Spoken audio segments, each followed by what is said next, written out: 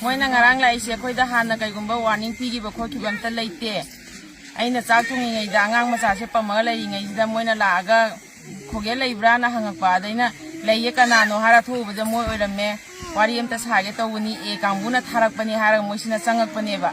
Changak ba wari sa ba saji hai ba ji dai da thoklo ona asai da wari saji hai ba ji dai da ngon da ngang piram mo hara angang se ngon da piram maga aina ngang je lauraga thok ba ji dai da wari saji ai changro ha ba ina ai do dum sa yauna saji ha ba ji dai da moina thongang bok sum thok ba dai da khoi je thoe thoga moina wari saji nupi nang changro nupi nang tabiya de ha kan je magi aron ba wari am ta leite ai ga punna dum samina ji na ha ba kan ji da moina langminari ba moi ani je moi hajiki no mai pari ba ngang ji na hana so pi gre ba mana langminari ba mi ji dai da so pi gre ga no mai je sato ga ai mang ji da dum moina kal chi chinga ga ai nu pa ji ma ko se namba ne ba namba ji dai da noina wari saji har ga dumai tawi kai gi no har ai na mai ma khuse kan thok pa ne kan thoga mu na ma ko ji dai nu pa sina ai gi nu pi angang loina lei si gi ma mang da noina tawi je nu pi angang je loina pa khat ta re har moi ma khusi in thoga changak pa ji dai da ai na ai nu pa ji kan laga konja laga pusal le ba angang si gi angang pi ma sa je si pam pam na ne na pusala changai je aduga ai na mi ta na na ba law ji dai da mi chen thoro ko ji da moi na no mai ji kap salak pa ne ba khoi ji dai da no mai je kap salaga ai ngon da par ho khoi ji da par ho dra ma tung ji dai da amu su no mai je moi na ka ting ba ji dai da no mai maru ji chap ki ba da gi moi ji chen da gi ba ne ma kha ji da akhoi ji da no mai je kap salama ga moi na lai si di akhoi bu hat ke hai na lak pa ne ba moi na lai ba je kai gum ba khoi gi iran am ta moi na hana mamang da hai gi ba kai gum bam ta party na kai na kaur ki ba leite aduga moi na mayam chang na phara ba matung da moi na hari se e hai ba di eken gi kangbu ne si ne moi na hari je koi sigi eken gi kangbu ni mana tharak pani haraga moi kangbu na oiraga su party karamba no moi na hari ba eken gi ka party oji oiraga ju ai gi nu pa gi maran do hana takpiro karamba maran gi no moi na gi nu pa bu har pa lai ba je mi ama bu har pa matam da maran leitana ha tak ta hana ha pa ya bra ba mi do hala kana maran pi sang gi hari ra ba moi na lai se khoi da mi gi maran do hana tak ta na khoi da seng do ni ngai matam pi da na heta ha pa lai je kari gi no ba mana nungai ti ba do gi maram kari no moi party na khoi da nungai ti je seng do pi ro ba do su phajana seng na moi na khoi da akhoi gi iran tak ta na khoi bu hana ta ha pa lai se kari gi no ba moi na pi ba isa hum ji ga khoi kamai na le hau do no ba mi rak si dai da moi na sanga ga dum na halaga di mi khuding gi moi na damai tok tok na halaga di lukhabi kya no ba moi na thamba pa mi si de mana lukhabi kya lai ba pa mi no ba takhen ji dai da ai di mayam gi matung ina moi na party du na sengtok piro moi na hana sanga pa matam di e kangbu ni hara sangbira aga moi na ekeni kangbu ni haire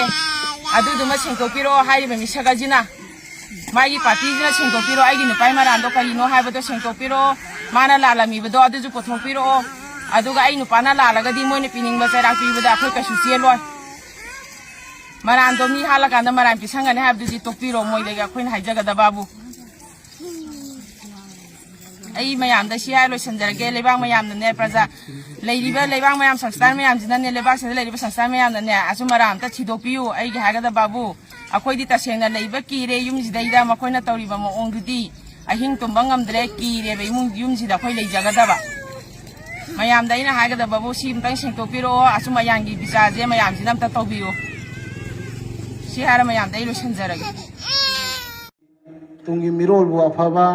asumba puna hona bada khunaya asumba khunaya ma afaba khunaya ma puna hona bada nupi singi thawdang yam lei ngasi di kadore aina khitang nuaija da ba igi experience ma phungdok sage aram bai habadu gi kariguma khara isu tawdana lebak ki kariguma khara tawjabada ai bu nusi biduna lamdam sigi station kya gi awana ai da lai lakko matamda nupa singa tuhat pi ba nupa khunai da namthat pi ba isan ni se me ama khoi aram baina masing khangana khoina mateng pangre adubu ngasi bauda aingonda aina khitang nuai jada bani ko kana gumba isan ni se jing khar waro wi haw su yae adubu aina hange nupa se ai warage ma bu logi matungina ai police station bani khangde amana sina bani khangde logi matungina ma akhoi tandi phangjara sanu ai warake haibada ayamba maximum 190% di nupi jing na yate ayamane izadabi na sale masi jima dang nupi gi khunai ngasi leiriba ima jing su izadabi haibasi matang toaga lam henba nupasingbu warakpa ngamnaba amtang imajingnasu amtang sinbiyu haibase sinachagi maikaidagi ai ikokna khurumjari ado masina tragadi khoi nupi gi value isani sejingi ngasi sida khoi phane setana ina phi inana nusijara isan jingi marai bakse no no mai thirakani kasuma paisa paiba kana guma khara di nupi se pithok khar lore paisa do kaina khan masu yam yaure ba aduna masi mayam se imajing gi look leiba nupi gi look leiba sansthan leiba mayam na masi mayam se amtang thingbina ba duga para oina nupa jingbu warak na ba amtang sinbiyu simtang ai amukasu no luksari duga aroi boina ina haijaning badi ngasi mak thengnari ba lana sida imajing gi thodang sidi sai lising kya de horopoduna hauji phawol leptri makha ta habsu dum leigini aduna akhoi aramaina su imajing gu matam punamak te khoina tha wangna thamjai si hairaga ai yam sangna ngani dai swaida dum tenjen jaragi mas Kam nungsiba chanu pise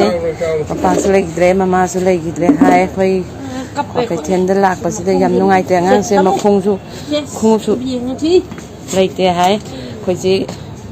je bida saki adedi asaga moi ni khaina ra khum lấy bi re o san dan ni yaw ta ba joking am ta lấy bi ge na sai sa yaw ta ba ngang se nu si mapa do ga mama do ga cookie lan da cookie na hat ki bane mapa na sana thoi ka we hai mama na thoi bi ka we hai chu champur da gi ni hai ngang se aduga wangbal gi likem da leiba mai na ka ba de mana mai un khalo sibne ya na ngang no si ba am phine no si thamoi kai ni ngai ni phuri su mo le phuri su mo le wow chap cha le am phajare de chang bi am le phoi de le da si loถ้าสาวบนตรงอ่ะหลวงบอกตรงแต่เสียแล้วไหมตรงง่ายอยู่ไม่ยวนจะใช่เลย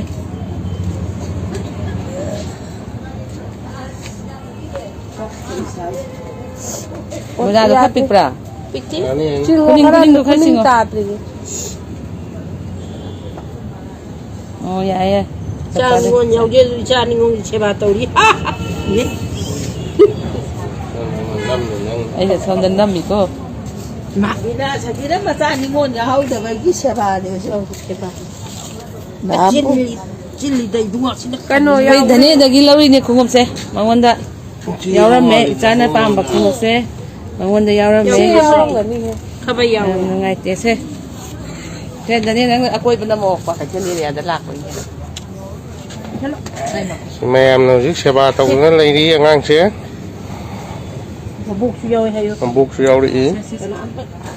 cetre Maji kang sin ngani ka bungo asi ka to piro si sina ne tu kha kui na to ya ne ye ba to si na ma su ya ya ka sa ho to de ya na ba ni phi ji ma ni la ba ma ni la ko ko ko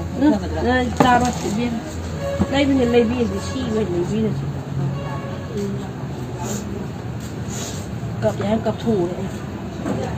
cả năng ngồiทั้งสองôi cặp là từ bọn tây giang em cấp cho nó ngang đấy không đó hay cái đó bạn có mi mua là cái này rồi nhé thì nó hết ăn mà đi lên đi là giờ thôi nè áp dụng cái này đó cái làm ta này thôi cookie là cái nó mà hai bên mà này ai nó post sama thèn này coi inau mana khoi na lambi thado patagi khoi na keno tau patagi ngai uk sapu da le benoi makai sa ba phangini ko khoi na keno tau dragadi noi sa ba phangwai hai badagi reaction da inau duna hoi khoi mai te am ta satok sasin ya de ngai uk sok sapu manung da khoi lei tawbudabu Manipur da drug se kai de pusilai no hai ba question nama hangi adugi paukum ni mayam na pambis mai te ngai na chatok chasin jam te ya adramina ngai uk sapu manung da lei ramina drug sidi kanana pusilai hai ba si question chine adai da aina mu e tawning isina kaino ai kan da ngasai gi moina ayaba piraga moina yaraga lambi je thaduraga gari je thaduraga ngayok sa phu manung da leiribe khoi je gatang chaba phangini natraga ti chaba phangoi si ni sineba akoina muk thingaga di akoina mo ayaba je pidraga di chuchampu da leiriba aduga more da leiriba kangbu di kamai tawba aina si je mu e tongningi ne ha kangpokpi da leiba kangbu di chaba phangi be cycle da leiriba de chuchampu da leiriba more da leiriba kangbu di kamai tawba Mizoram de khara pusla kodana yani kai khan bra ha adu zu khallo no chi mu zaina noi da hangin kon sam ongbi mina purai kon sam laikai mapangi maira ge secretary amadi purai kon sam laikai apun ba maira luki ko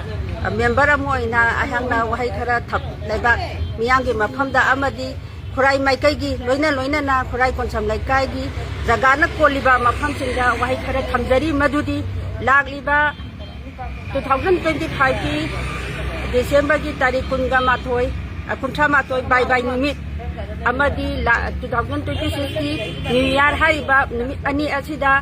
maikai asomda laibiriba amadi ire cha singna kanagumba amatana ni sa duna chakja haijana duna langba labukta lamhangda chingkhongda chinyada langdona harau tayamba tobiganu maramdi iramdam Manipur asi mai chakdana leiraba adugumlaba iramdam Manipur amadi mapi mapa Leikhidraba Echa amadi akhoi sanawgumna kwachen duna kaknauna dana leiraba adugumlaba iramdam Manipur amaromda yengsi lanna maram oiduna mayum makai thadok pikhraba IDP mayamna makhoi mayum makai thadok pigadagi rilikemda kaptuna khangliba adugumlaba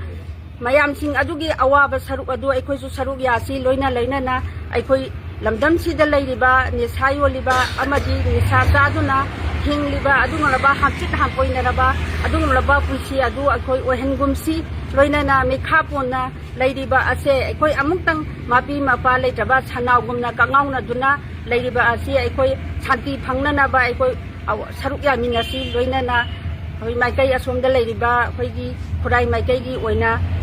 nisayo liba khuding mangnasu akhoi ngasi haiba numisidagi akhoi na drive chathaduna nisayon ba yaroi laikai asidasu kanagumba amatana nisa chaduna law phongba tawba yaroi haiduna leibang miyangi mafamda haijari